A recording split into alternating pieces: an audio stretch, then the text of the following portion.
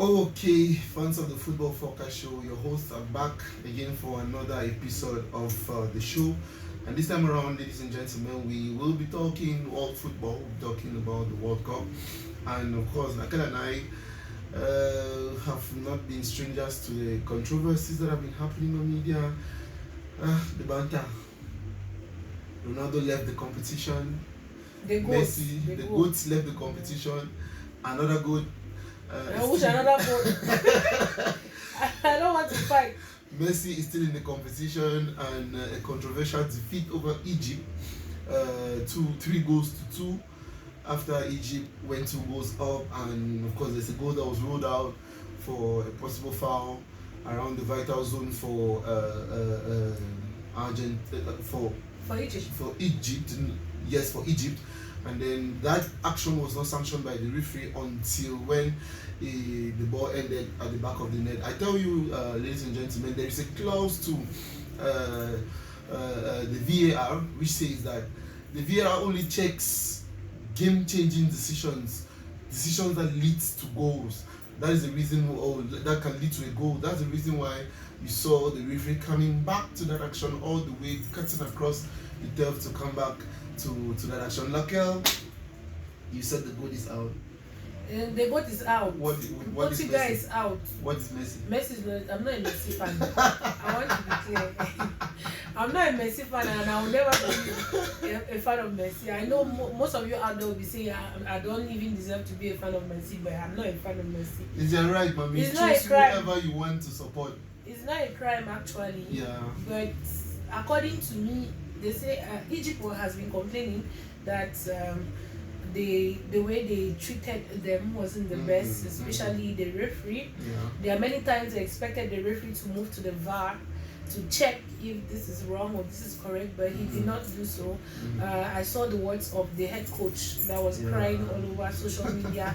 Mohamed Salah, he has not had that privilege. He's a very good player, but he has not had that privilege of, grabbing a trophy, which is really a serious thing. He actually cried after Egypt was being eliminated from the World Cup. As of now, we have just one team, one African team, and I'm trying to know, is it that we are not up to the task because we have a lot of talented footballers in Africa that play in Europe? What might be the problem? This goes back to Africa. We are finding out if we have management problem, is it the players or what? Like one funny thing about the Egyptian team is that most of the players, if not the cross section of the players, like more than 90% of them, they play local football in Egypt. I think the likes of Mo Salah and I've forgotten these other players' names. I think there are just about 3 of them. If I'm not making a mistake. Yeah, but Jarvis, I was talking about Africa as a whole. Africa as a whole, we've seen players who go to European teams and they actually perform well. It goes very well. So I'm trying to ask that when it comes to an African team, a pure African team, purely African, there's always an issue when it comes to the World Cup. Is it that we are not up to the task? Because we have good players. What might be the problem? Is it the management? In football, in sports in general, Africa, in terms of participation at the world level, Africa has always been an inferior continent. You get you see Latin America winning the World Cup, you see Europe winning the World Cup, and there is a lot of exposure in Europe. It is true, and some of those talents come from Africa. Most of those talents come from Africa. Them come from If Africa. I'm not making a mistake, there is George Weah, there is Samuel Eto'o, there is Didier Drogba, Yaya Toure, Emmanuel Adebayo, JJ Okocha, Michael Essien. You can go on and on and on. A lot of them, and even those players playing for the French national team are of African origin. You get, but then, like you said, the question has to fall back to maybe management. The question has to fall back maybe to the head coaches and all of that, because what Africa is most concerned about as far as football is concerned is drama. Yes, from this federation to this federation, you hear this problem in this federation. These people don't want this person. This person does this person does not have to grow and stuff like that. So to me, that's a major problem that is plaguing African football on the world stage. But then, like I don't think that's the reason why we are here today. or the next phase of the competition, we'll see Morocco logging horns with world giants. I mean, these are people who are termed the favorites of the competition. France, I mean, do you think?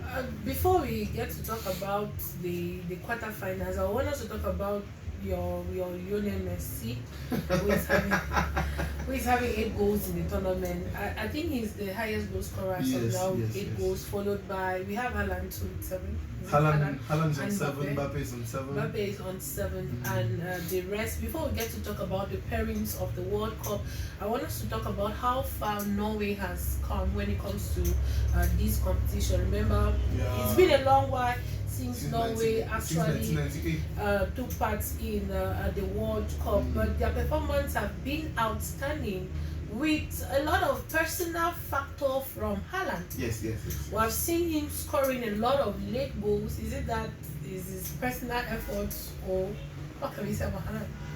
Whatever thing you say about Haaland, you have to say the same thing about Messi. I don't know why we are going back to Messi. Oh Lord, help me. Because Haaland and Norway, it's personal efforts. Some people say it's personal efforts. Okay. You see him going to the back of the net. You know, there was a game he did not play. I think a group stage match, and Norway had a lot of difficulties in that match, and they even had a penalty. And I was saying in the house that I was home with my family. I was telling them that, look at the mistake the coach made. This is a match where you're looking at possibilities of Haaland becoming the highest goal scorer of the competition, but you don't play him in a match like this. That penalty would have increased Haaland's goal tally. It's the same as, for instance, let's come to a local perspective. Dream Team FC probably looking at possibilities of Sunze Zunedo becoming the highest goal scorer of the competition, and boom, we'll come to a game and Coach Carlos puts Zunedo on the bench. It all depends on the match, though. Yeah. It's not all match that can be good for a player. I will never, in as much as we can judge the decision of coaches, but at times we have instincts, but it's risky though to keep such a player on the bench. Yeah, you see, such an especially when the player is vying for the position of the highest goal scorer of the competition. Those easy games. There is a player who became highest goal scorer of the regional league because he scored a total of 6 goals in a game that they took absolute advantage of because of the weakness of the game. You understand? So it applies. The same thing applies on world football. Norway had no reason putting Haaland out of that game. But then, like you mentioned, Norway coming to the competition for the very first time since 1998. I think we need to watch out for Norway. Yes, we have to watch out for Norway. Haaland took his red arrows up, and he has a point to prove. And another thing we should talk about is the United States of America. You know, hosting the World Cup and being out of the World Cup is another issue. Is it going to be? Will you say it's Trump? No. That's a whole different ball game. So let's not go to that side of the. Okay, it was very, very easy for them to be eliminated, but nevertheless, ladies and gentlemen, we have the quarterfinals. I'll quickly give the pairings, Jerry, so we talk about it. France will be locking horns with Morocco. Meanwhile, Spain will take on Belgium. On the part of Norway, they will face England, and Argentina will take on Switzerland. And that's how it's going to look like. You wanted to talk about the game France versus Morocco. Yeah. You know, I'm rooting out for Kylian Mbappe. Yeah. I'm rooting out for Kylian Mbappe. Not obvious reasons. He's a very good player. But then you guys share one ancestry, and that's another reason why you should support Kylian. That's not it. Like I said, he's a good player. He's a very, very good player.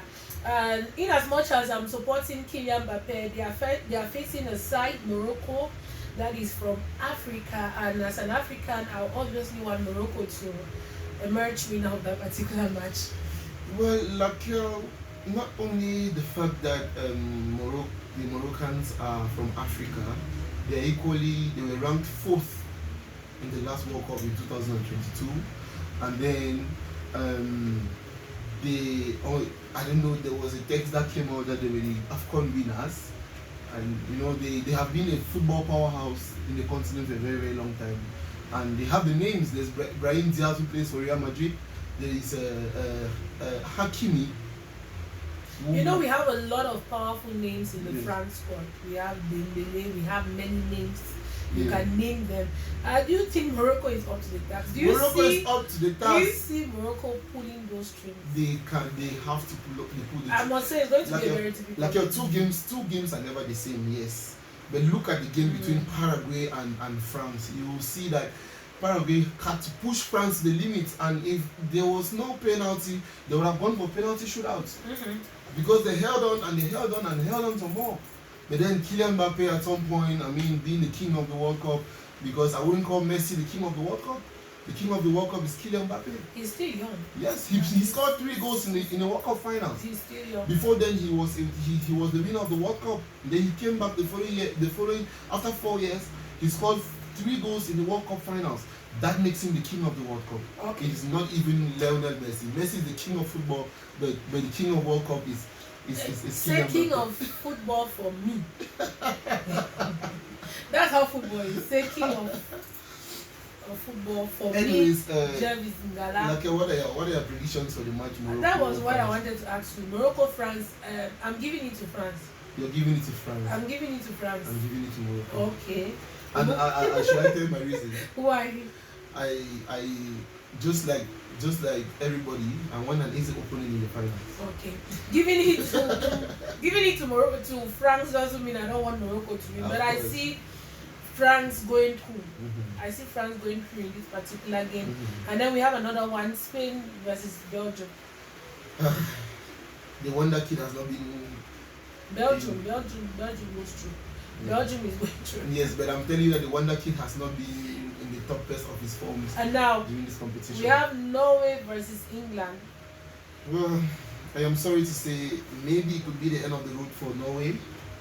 There is a hurricane who is hungry and thirsty. No problem.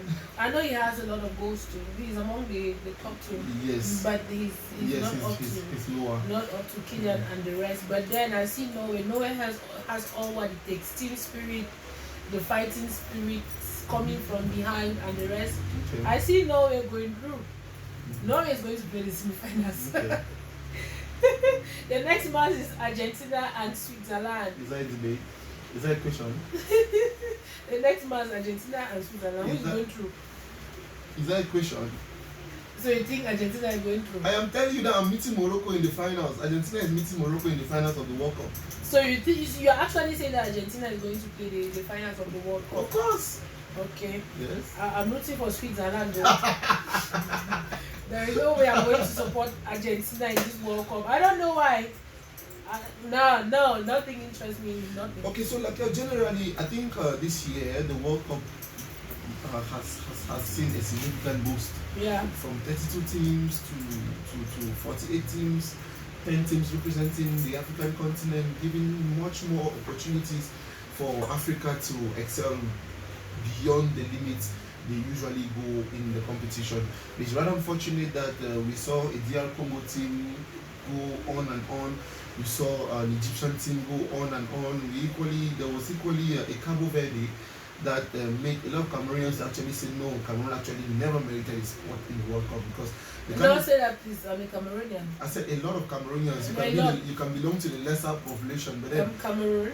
But then there is no World Cup without Cameroon. Of course, there is no World Cup without Cameroon. But then Cabo Verde has done more than they were expected to do in the World Cup this year. Their goalkeeper, in fact, the collective efforts. I mean, they put me on the hot seat. You should not be surprised looking at how football is, progressing from the regional league in Cameroon. We have seen teams who went to the semi-final. For instance, we had Momo United. Yeah. Momo United was promoted from the Momo Divisional League just the other season, but then Momo United played the semi-final. So football is all about organization. It is teamwork.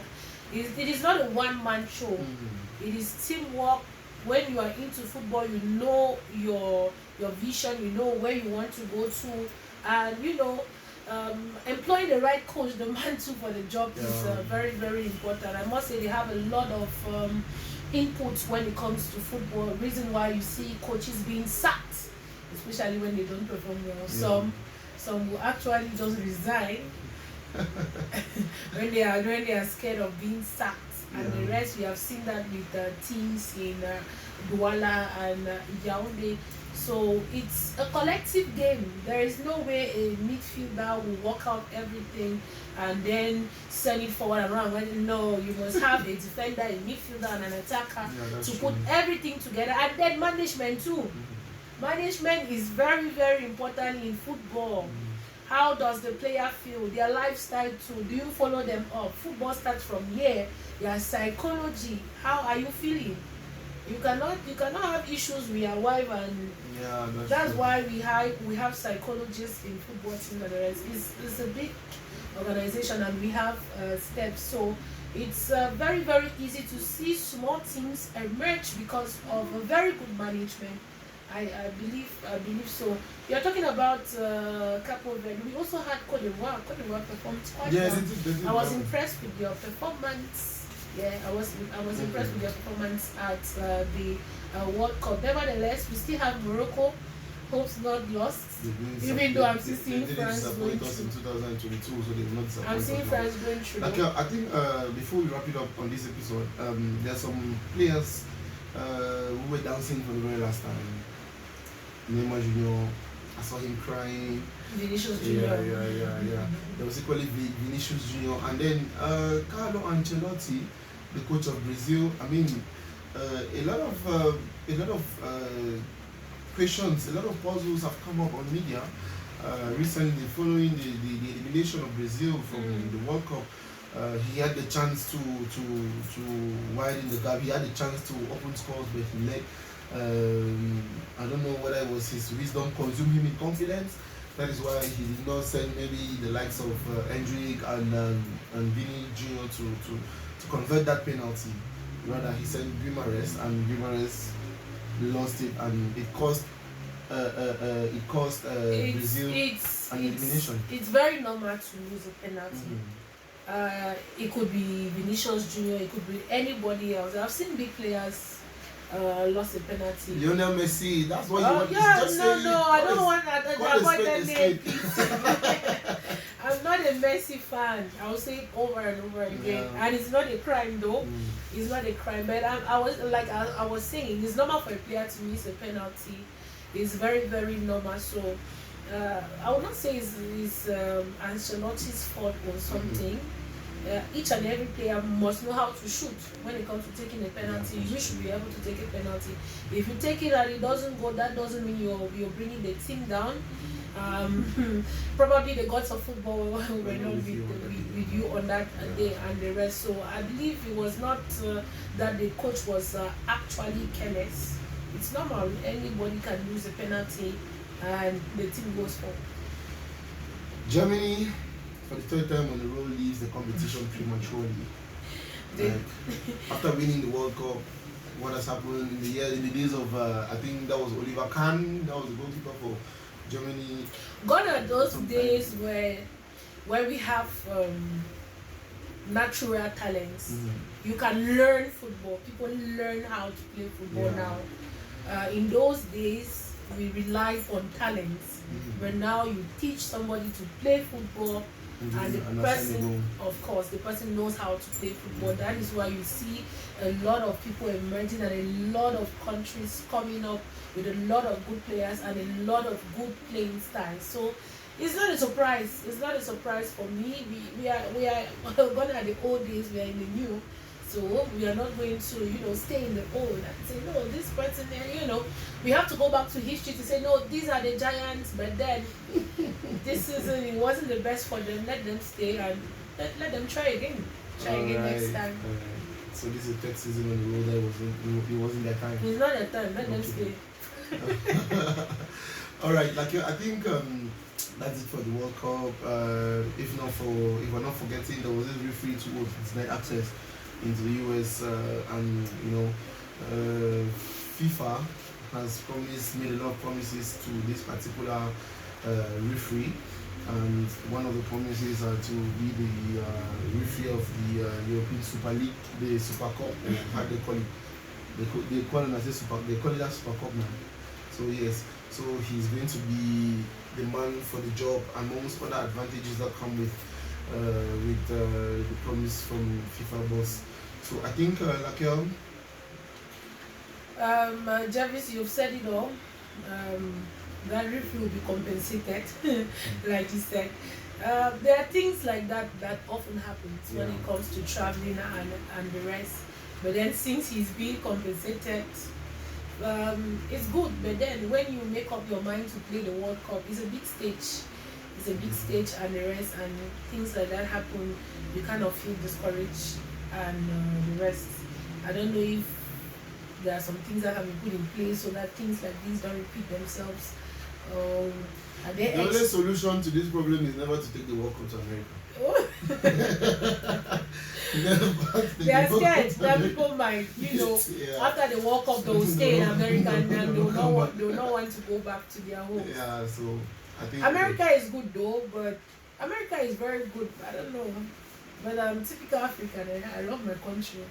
I used to tell my friends out of the country that if I can stay in Cameroon and then I have the money that I have, then no need now. I can just go there and be visiting. I'm not with you on that one. You want to go to America? I want to go to America. Trump is looking for you, even in the Bible, there was a land that Moses saw and never entered. Okay. That land was America. America is good for visiting. So I would like to. Anyways, I think that does it for this episode of the Football Focus Show, Lakel. Subsequent editions, we have more talking points to share with our fans on this platform, and of course the World Cup is not over yet, so we'll be back here again in the next episode to give you updates on the results of the World Cup so far.